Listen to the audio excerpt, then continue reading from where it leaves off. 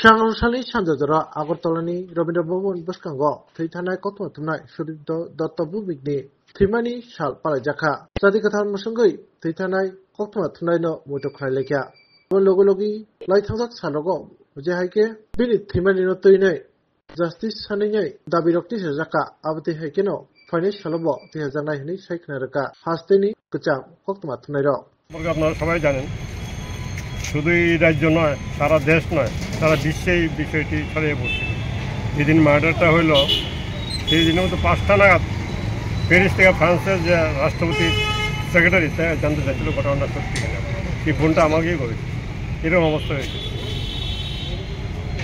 মানিকবাবুর দুঃশাসনে পুলিশের দপ্তরে ডেকে নিয়ে একজন সিনিয়র সাংবাদিককে মার্ডার করা হয় আমরা সিবিআই ইনকোয়ারি ডিমান্ড করে পাইলাম মানে সেদিন কিন্তু কোনো তারা না গেলে কোনো সাজ্জাদ তারা যদি না যায় সেদিন এই শহরের বুকে একটা দাঙ্গা বেঁধে যেত বামপন্থী কোনো এক কাগজের সম্পাদক এই শান্তনু হত্যা নিয়ে এক ট্রাইবেল নেতার বাড়িতে আগুন লাগানোর জন্য পরিকল্পনা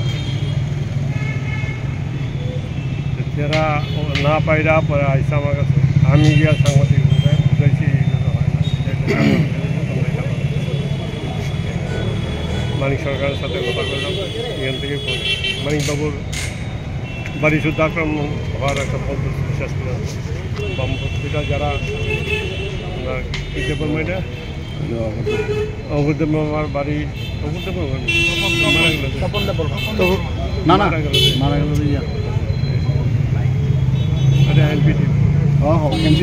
এনসিতে আমার বাড়ি এলাকার জন্য সেই বামপন্থী সম্পাদকটি উস্কেছিল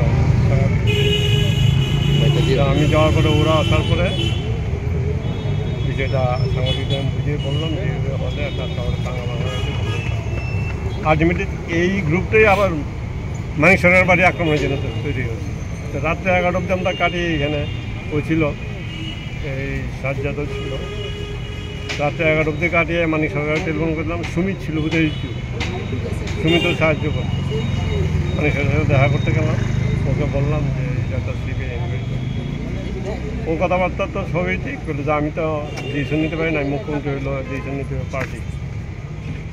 পার্টি কালকে জানাবো গিয়ে তো আমরা সেদিন ফিরে এলাম রাত্রিবেলা অনেক রাত পরদিন আমরা বৌদ্ধভূমি দেখতে গেলাম বৌদ্ধভূমি দেখতে যাওয়ার সময় টিভিতে খবর দেখলাম তারা সিট তদন্ত আমরা সেখানে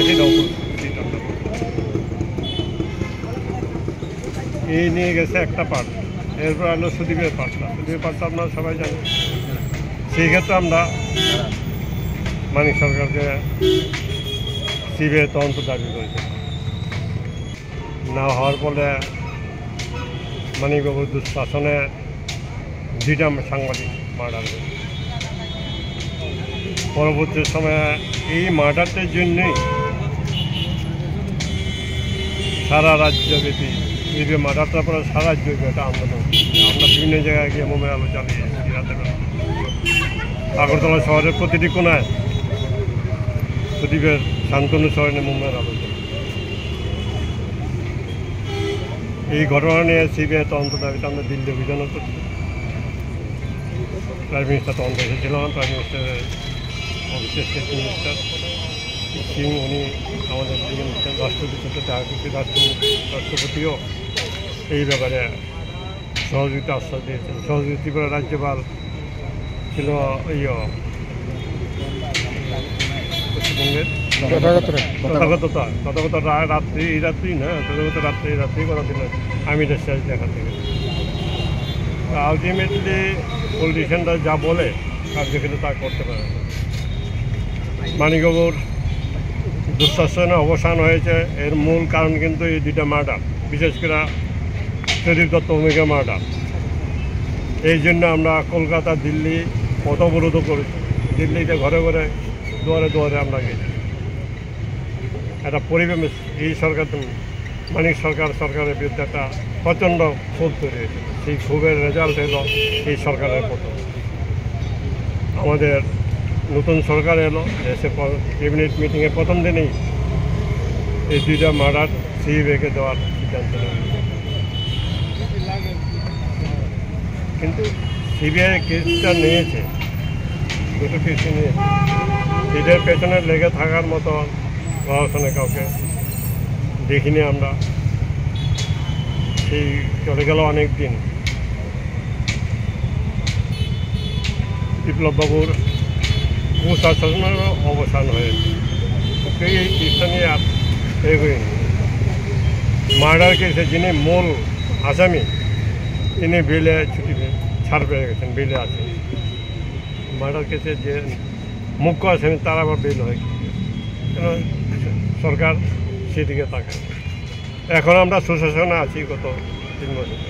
সেই সুশাসনে এই বিষয়টি নিয়ে প্রফেসর যাহা কোনো কিছু এগিয়েছেন বলে আমার মনে হয়, যার ফলে আমরা যে তিমিরে ছিলাম আজও সেই তিমিরে আমরা সাংবাদিকরা যারা সাংবাদিকতা করি প্রকৃতপক্ষে আমরা মনে করি বোধ হয় আর একটা রূপ এলে বা আর একটা দল এলে আমাদের পরিবেশের পরিস্থিতির উন্নতি হবে, আমাদের স্বাধীনতা নিশ্চিত হবে। আলটিমেটলি দেখা গেল না। মানিক সরকার, নৃপেনবাবুরাও সেইভাবে সাংবাদিকদের নানা পরিস্থিতি দিয়ে ক্ষমতায় বাস্তবে তার আমলে আমরা মানিকবাবুর আমলে কিছুই পাইনি। 60-70টা মামলা হয়েছে আমাদের মানিকবাবু। Delayed is justice denied। 7 বছর পেরিয়ে গেল। সুদীপের হত্যার কাহিনী আমরা বারবার উচ্চারণ করছি 21শে নভেম্বরে। তার মানে justice delayed and justice denied. একটি প্রগতিশীল সরকার, এর অর্থ হচ্ছে, প্রগতির অর্থ হচ্ছে যে সরকার জাস্টিস, ইকুয়ালিটি, লিবার্টি এবং ফ্রেটার্নিটিকে মর্যাদা দেয়। এই 4টে বাদ দিয়ে কোনো সরকার এবং আমাদের সংবিধান স্বীকৃতভাবে কোনো সরকারই প্রগতিশীল হতে পারে না। বিশেষ করে সাংবাদিক, গণতন্ত্রের চতুর্থ স্তম্ভ যারা তাদের পেশাগত কারণে বিভিন্ন ঝুঁকির মধ্যে দিয়ে যায়, তাদেরকে রক্ষা করা সরকারের কর্তব্য। কিন্তু আমাদের চোখের সামনে দুজন সাংবাদিক এই রাজ্যে শহীদ হলেন। আজকে 7 বছর পরেও আমরা মোমের আলো জ্বালিয়ে তাদের স্মরণ করছি, কিন্তু জাস্টিস ইজ ডিনাইড। আমরা এই মঞ্চ থেকে, আজকের এই স্মরণ মঞ্চ থেকে অত্যন্ত জোরের সঙ্গে আমরা দাবি জানাবো যথাসম্ভব দ্রুত এই বিচারের পরিসমাপ্তি হোক। তার পরিবার, সুদীপ দত্ত ভৌমিক, শান্তনুর পরিবার এবং আমরা যারা তার বৃহত্তর পরিবারে যুক্ত, আমরা যেন এইটুকু বুঝতে পারি যে সত্যি সত্যিই এই রাজ্যে একটি প্রগতিশীল সরকার রয়েছে। দিনের কথা মনে থাকে, আপনারা দেখবেন আজকে যারা এখানে আপনারা এসছি, আমরা সেই দিন বলেছিলাম যে যতদিন বিচার না পাবো আমরা কিন্তু আন্দোলন থেকে সরব না। আমরা সুদীপকেও ভুলিনি, শান্তনুকেও ভুলিনি। আমরা আজকে যারা আমাদের সবাই এসছেন, দেখেন সিনিয়ররা সবাই এসছেন, যে আমরা বিচার চাই, আমরা বিচার চাই। আমরা ওই দিনও ঐক্যবদ্ধ ছিলাম, আজকেও আমরা ঐক্যবদ্ধ। আমাদের একটাই ইস্যু, আমরা বিচার চাই। আমরা, আপনারা জানেন, মহামান্য রাষ্ট্রপতি থেকে শুরু করে কেন্দ্রীয় স্বরাষ্ট্রমন্ত্রী থেকে শুরু করে সবার কাছে গেছি, দিল্লিতে ধর্ণা দিয়েছি, আমরা কলকাতা গিয়েছি। আপনারা জানেন যে আমরা শান্তনুর হত্যার সময় আমরা রাজ্যপালের কাছে গেছি। রাজ্যপাল বলেছেন উনি কেন্দ্রীয় স্বরাষ্ট্রমন্ত্রীর সাথে কথা বলবেন। মুখ্যমন্ত্রীর সাথে আমরা কথা বলেছি, উনিও বলেছেন যে উনি বিষয়টা দেখবেন। এবং আপনারা জানেন যে কোনো রকমের আর্থিক সাহায্য সুদীপের পরিবার, শান্তনুর পরিবার আজকেও ওরা পায়নি। তৃণমূল কংগ্রেসের এক নেতা এসেছিলেন, উনি বলছিলেন যে সাহায্য করবেন, ওনারাও করেননি।